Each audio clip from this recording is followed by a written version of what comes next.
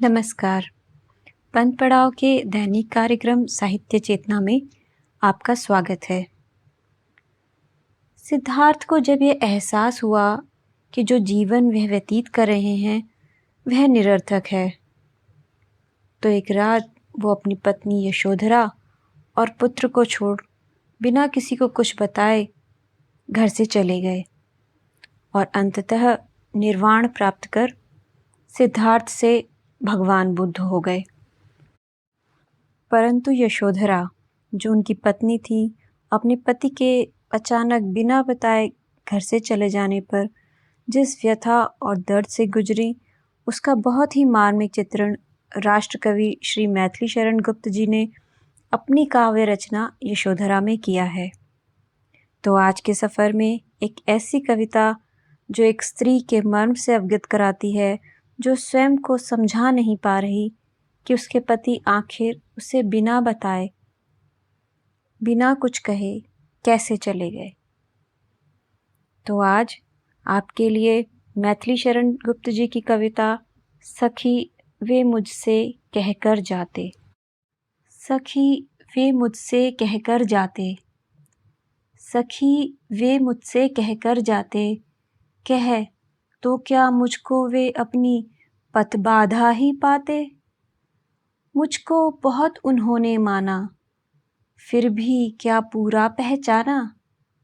मैंने मुख्य उसी को जाना जो वे मन में लाते।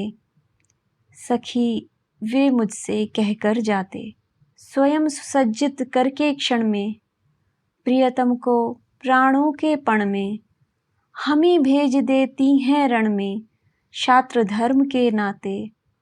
सखी वे मुझसे कहकर जाते, हुआ न यह भी भाग्य भागा, किस पर विफल गर्व अब जागा। जिसने अपनाया था त्यागा, रहे स्मरण ही आते। सखी वे मुझसे कहकर जाते, नयन उन्हें हैं निष्ठुर कहते, पर इनसे जो आंसू बहते। सदै हृदय वे कैसे सहते, गए तरस ही खाते।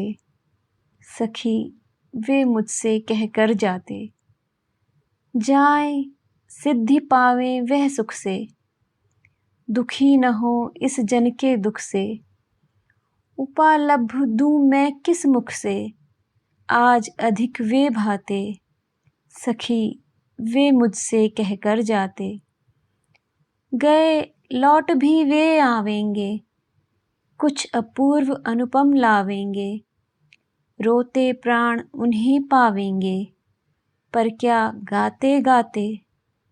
सखी वे मुझसे कहकर जाते, सखी वे मुझसे कहकर जाते।